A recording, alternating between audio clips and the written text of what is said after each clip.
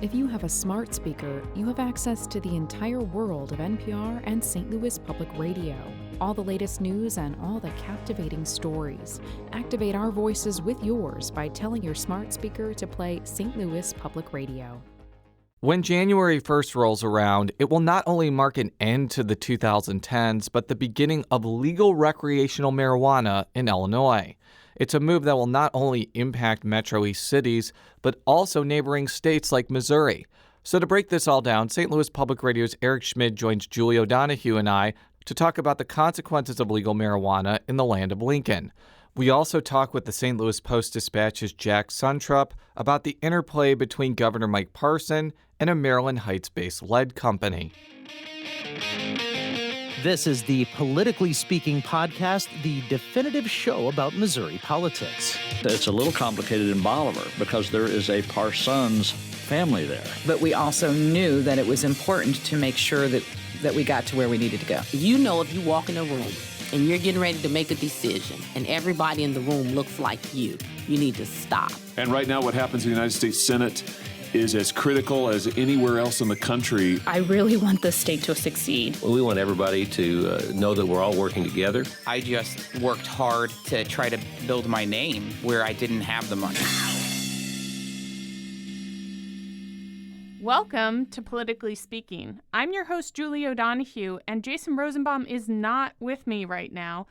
He's off reporting on a story, but I do have my colleague Eric Schmid, our reporter for what we call Metro East. Hello. Eric, hello. I guess I won't speak for Jason, but I don't know a whole lot about what's going on in Illinois politics. And today we brought you in to talk about recreational marijuana. I think something that many people on this side of the river are interested in. Well, many people on that side of the river too. It's kind of funny whenever I tell people that I cover cannabis, sometimes they are a bit, I don't know, like not enthusiastic about it, but we have the site metrics to know that these stories get a lot of views and people are really interested in it on both sides. 100%. I know very little about what's coming, so if you could give us some kind of broad brushstrokes about what we should expect come 2020, I would really appreciate that. Sure. So on January 1st, Illinois becomes the 11th state, I believe, to offer recreational marijuana sales in the country. And so what that means is for adults 21 and over, you can go into a store that is approved to sell recreational marijuana, and you can buy it. You can go back to your home and you can consume it, and that's all legal. You will not be prosecuted for possession or anything like that. It's really meant for the state to allow sales like you can buy in Colorado or Washington, California, Massachusetts. There's a lot of like nitty gritty stuff about that changes and doesn't change in the state. And that's what I've been really, digging into. So let me ask you this. Of our Metro East communities that are closer to us, is there a difference in how they're handling this? Are some of them embracing it? Are other people like, no way, I don't want much to do with this? Most of the communities that have made decisions have allowed sales. So that you're looking at like Belleville, Edwardsville, Collinsville was like, yeah, we're going to do this because they already have a medical dispensary there. But some communities are less enthusiastic. O'Fallon will not allow sales on January 1st. They're going to put a referendum to their voters to see if they want to allow sales in the future. I know that Highland did vote to allow sales, but now the city residents have come back and said, we don't want to be known as a pothead community. And even when I talk to lawmakers, there's a lot of trepidation. I mean, city council members will say, I'm not particularly for this, but I realize that it is state law and I realize that it's going to be in my community anyway. So why not let us be able to regulate it, get some tax money from it too? It's a lot of the same things that I saw when I was growing up in Colorado. I was in high school when they voted when the referendum passed in 2012. And when sales first started in 2014, you had people who were like, well, I don't really support this, but it's the state law, and so they kind of just shrugged and moved on. Do you have a sense of whether the retailers, I guess, that are coming online, whether they're expecting a big influx from Missouri? Anecdotally, yes. I think that they are expecting an influx from Missouri just because you won't be able to legally buy it in Missouri unless you have a medical card, and even then the dispensaries and the infrastructure won't be set up for that. To be clear, it's illegal to bring cannabis across state lines. If you drive from Missouri and purchase it in Illinois and you drive back, that is technically illegal, and you could face charges for that. But there are some things that make it hard for police to track that kind of thing. I think that the dispensaries are expecting to see Missouri traffic for sure. And that's just a reality of the region. I mean, you're not going to be able to police. Actually, personally, I don't see how you'd be able to police the different bridges that you go across, because there's already so much state-to-state traffic both directions every single day, and like plugging those up would just be a nightmare. The other question I have is, where are they getting the cannabis? This sector of the Illinois agricultural world that is cannabis cultivation is really small. I think that at this point there are like maybe only a handful of cultivators, maybe like a dozen or so. Right. I was reluctantly, I paused before I used the word farmer because I thought people might be offended if I put, but let's be real. I mean, they are growing a crop, so fair enough. But these facilities are it's not like any farm it's not like a traditional farm that you've seen where it's rows and rows and rows of stuff. These are really, really regulated facilities. I went to one a few weeks ago, and it was like barbed wire fence around it, specific IDs. They had a lot of stuff on the floor to like catch dust and stuff. The cultivators they all grow in Illinois. They have a lot of regulations set on them by the Department of Agriculture as to, what kinds of pesticides you can use. And most of them don't. Their facilities are so secure that they don't even need to spray for bad stuff that could get in. But yeah, no, all of the cannabis is grown in the state, and then it's distributed throughout the state. And that's, again, because it's illegal to take cannabis across state lines, because then you're stepping on like the Interstate Commerce Act or that stuff from the federal government. Yeah, so it sounds like I won't be driving along in Illinois and see like a bunch of cannabis instead of corn as I make my way down the state road. Thanks, Eric, for coming in and telling us what's going on in the Metro East. We really hope to have you back, even though this is a show that's mostly focused on Missouri politics. I'd love to be back. There's a lot of interesting stuff happening in Illinois politics. And listeners, you can read Eric's stories on our website at stlpublicradio.org. He, I think, is going to have some new content about cannabis shortly. All right, take care.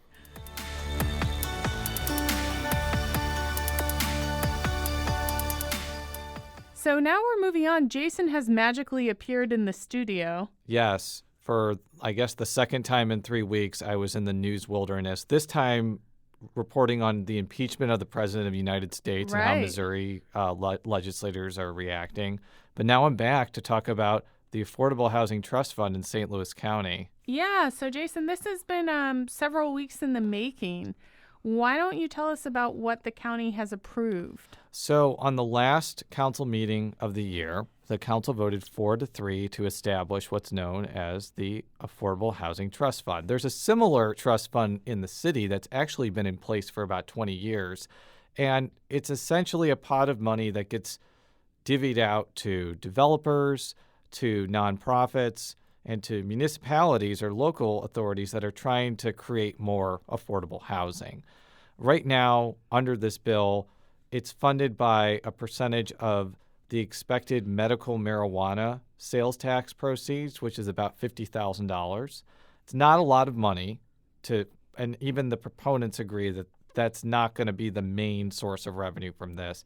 But a lot of people are excited about this because it sets a foundation for much larger county investment in making sure affordable housing happens in the future. We've seen people for several weeks testifying about this issue. I think there have been a lot of people coming out to county council meetings because they genuinely believe this is the right thing to do. It's been much more than the normal actors that come and testify at St. Louis County Council meetings. You did see an interesting coalition emerge to support Councilwoman Lisa Clancy's bill. You saw like the Realtors Association team up with the Legal Services of Eastern Missouri.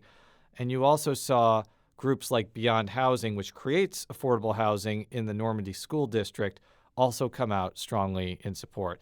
This wasn't a bipartisan vote. The 4 Democrats on the council voted in favor, and the 3 Republicans voted against it. I still believe this is a big policy shift since St. Louis County has never had something like this before. This was the last county council meeting of the year. It has been a big year for St. Louis County Council. Lots of things have happened in St. Louis County government. I think that's an understatement. I know you. I know you started at St. Louis Public Radio, I guess, midway through the year. Yes. But I think even before then, you were probably watching what was happening in St. Louis County and probably thinking, "What the hell is going on here?" I want to say my first day was the day that Steve Stenger got sentenced. I went to the courthouse with you, and you were like, "Tell me when he comes out." And I was like Googling on my phone, like, I need to know what this person looks like. Yeah. I often think that Stenger's downfall kind of masks how many other things happen in St. Louis County this year. And rather than me list, I'm going to actually let Councilman Mark Harder, a Republican from Baldwin, list just a few things that happen in what I believe is the most significant political and policy year in St. Louis County's modern history. Throughout the year, we dealt with topics related to animal care and control, charter commission, city-county merger, freeholder process and picking representatives, a new Port Authority board, which we created and moved on, county real estate assessment forums, Tower T plan withdrawal, loop trolley, metro and bi-state security, justice services reorganization, FBI investigations, resignations and hiring of county staff. I just want to point out that I cut that clip early because he goes on for another minute and a half, just listing how many things happen. There are obviously a lot of challenges in 2020, but I think all 7 members of the council can probably look back at this year. They probably won't want to do it again, but I think they will come out feeling like they survived and advanced, which you can't say that about every legislative body. And it is definitely a thankless job sometimes when you think about it. Do you expect in 2020 the council to make a major shift to the left? Because the members have, I think, moved to the left. But the council, there's a little bit of a trailing aspect because Councilmember Trachis is still in charge. That's a great question. I tweeted right before the council meeting was over that this will probably be the last time, maybe in our lifetimes, that a Republican will be in control of the county council. Kind of happened because there were 2 resignations and it was 3-2 Republicans versus Democrats. Trachis, who is a Republican from South St. Louis County, stayed as the presiding officer. That's not going to be the case after January 7th. It doesn't make a lot of sense for Republicans to control the council when they don't have a majority. They still play a big role. Like if one Democrat votes no on something, they all become much more important.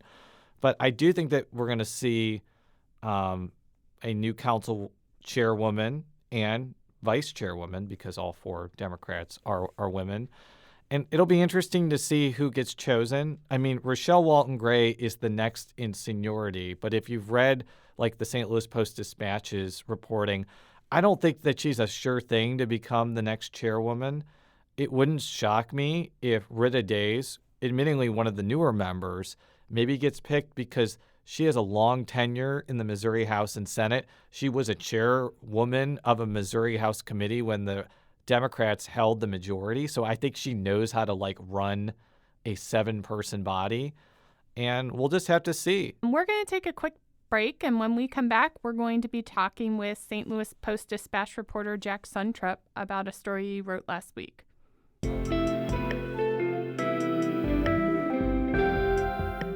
The Gateway brings you the day's news each weekday from around the St. Louis region and the state capitals in Jefferson City. Our schools are accredited.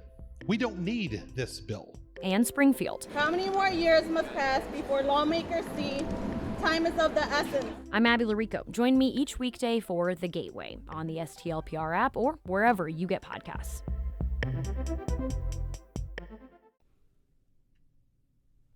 And we're back with the St. Louis Post-Dispatch's Jack Suntrup. Hi, everybody. Hi. Jack's here to talk to us about an article he wrote last week about Governor Parson appealing to have a lawsuit moved to Peru. And I'm going to have him explain a little bit more about why we should care about this. Jack? Basically, the company is the Doe Run Resources Corporation, and it's based in Maryland Heights in St. Louis County. And in 1997, at the same time they were operating a lead smelter in Herculaneum in Jefferson County, they bought a smelter in La Arroya, Peru. And for the next decade or so, there were a lot of concerns over the lead pollution that was occurring in La Arroya. And in 2007, a group of young people from the city sued in St. Louis Circuit Court, alleging lead poisoning by the company, and they wanted damages. So the case was transferred to federal court in 2011, and in 2018, the governor, a month after taking office, wrote a letter to Secretary of State Mike Pompeo and asked if the Secretary of State would help move the case from federal court in St. Louis to court in Peru. Is there a feeling that the Peruvian courts would be less amenable to this lawsuit than the American courts? I talked to a professor at SLU, Constance Wagner, and she's a professor of international law, and she said that in general, companies see courts in developing or poorer countries as more amenable to their interests because there's less of a likelihood that there would be a large judgment against them. So in general, there are those concerns, and then there's the concern over the venue too. I mean, Doe Run says that since the pollution occurred in Peru, that the case should be adjudicated in Peru. But the plaintiffs want the case in St. Louis, and the professor also said that plaintiffs representing or attorneys representing foreign clients often seek to have the venue in the United States because our judicial system is seen as better to plaintiffs than in foreign countries. So they were tangling over venue for quite a while, and this was the governor's way of trying to get the case moved to Peru. So, Jack, am I wrong about this? A lot of international intrigue, who knew, on the Missouri Politics podcast, but didn't he write more than one letter to Secretary Pompeo? The first letter was July 3rd, 2018. Parson took office on June 1st, 2018, after Governor Eric Greitens resigned, and Pompeo wrote back to Parson on October 30th, 2018, and he didn't commit to intervening. They said that they were monitoring the case and were meeting with Doe Run officials, but they didn't intervene in the case with what's known as a statement of interest. And then on January 30th, Parson filed a letter with the court asking for the litigation to be sent to Peru.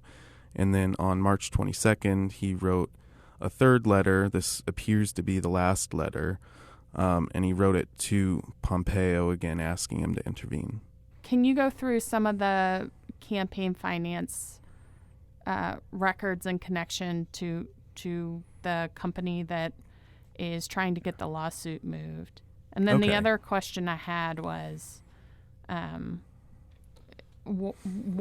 you have any idea why previous governors haven't made this type of request, or even if they considered it? Sure. So, like I said, I can't speak to why other governors didn't get involved. As far as the donations go, Renco, which is Doe Run's parent company, and that's based in New York, donated $25,000 to a political action committee that is in support of Parson in December 2018. And then 3 days later, Ira Rennert, who controls Renco through a series of trusts, a network of trusts, he donated $2,500 directly to Parson's campaign. So this was after the first letter and before the second letter that Parson sent. So right in between that. And what I thought was interesting about the donations was that Renco and Ira Rennert hadn't donated to any state candidates before, going as far back as 2003, because that's as far back as the Missouri Ethics Commission allows you to search online. But they hadn't donated to anyone before. Doe Run has through its PAC and other ways of donating, but Renco and Rennert had never donated before. But it, also too, I mean, this is $27,000 out of millions that Parson has raised. So it's kind of a drop in the bucket. But it was still interesting that he was accepting money from the company at the same time he was sticking up for them.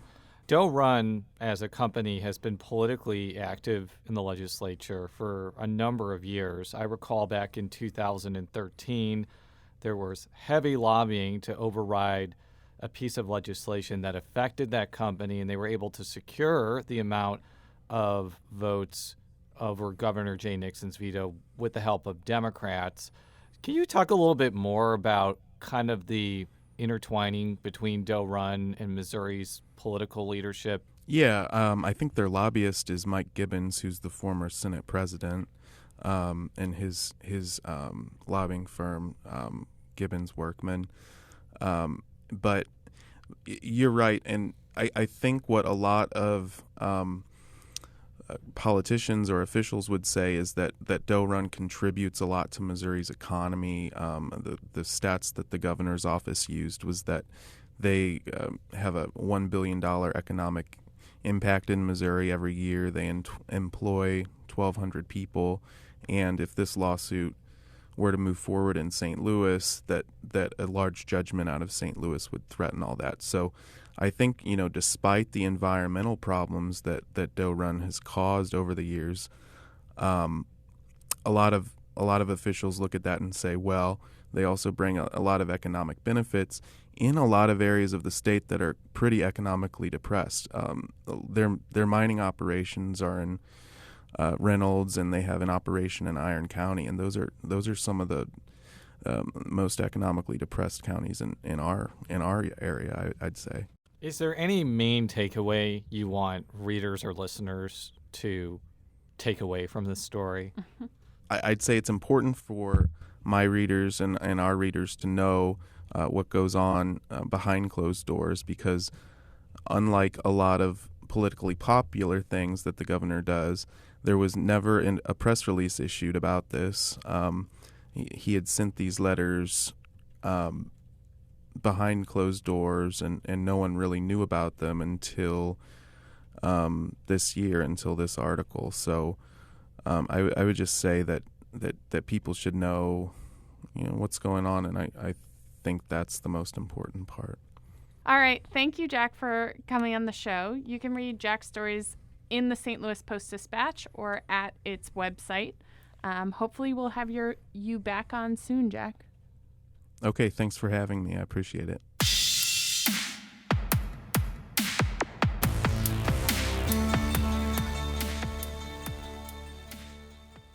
For our final segment, which we call Show Me Something, I wanted Jason and I to look back on memorable clips, audio clips from this past year. This is our last weekly news roundup show of the year. We'll be back after January 1st. Although we will have a special show. We will. That I'm not going to talk about, but just be on the lookout for the end of the year. Correct. We will have a special show. I'm not going to say anything more, but continue, Julie. Anyways, I wanted us to look back at things that we really remember from the year in terms of clips and interviews. And I guess, Jason, why don't you go first? I feel a little repetitive because last week I played a clip from Reverend Starsky Wilson about like the greatest speech I've ever heard. And I'm about to play another clip from him. So it may seem to listeners that like I am in awe of Reverend Wilson or I'm too like deferential to him. But there's no denying that when this man speaks, you listen.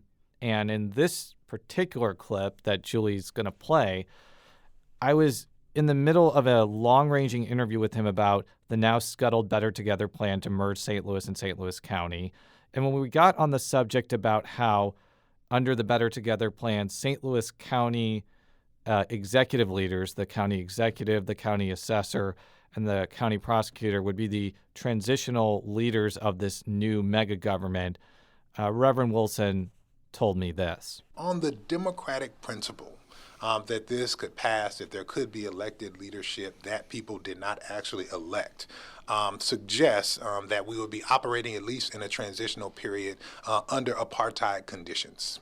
That a plurality black city that would still be a municipal corporation would be operating with governance that it did not elect, never had an opportunity to elect it, and does not reflect it demographically or politically.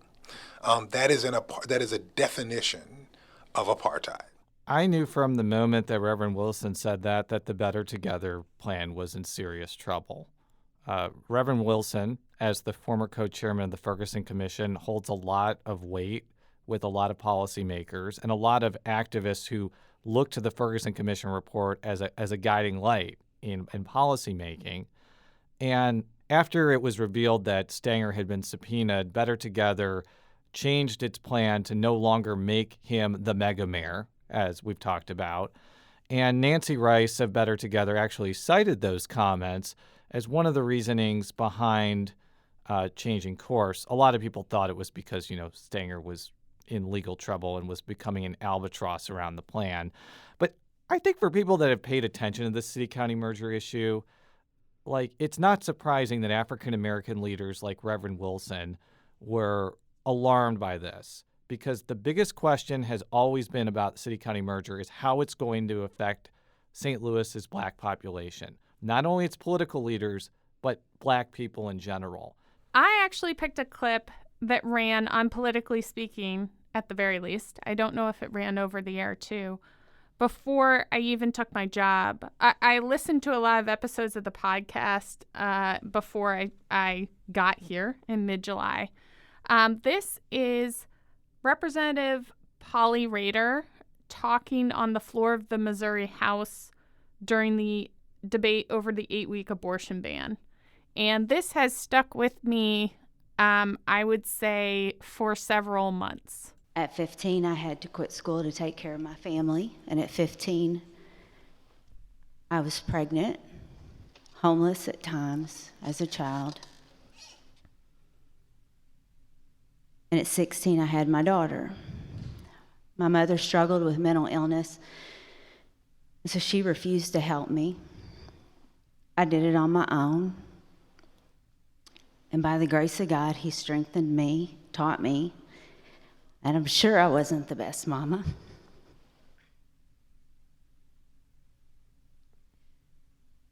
But I learned as I went through it. We made it, and I praise God for what He's done for me and my family.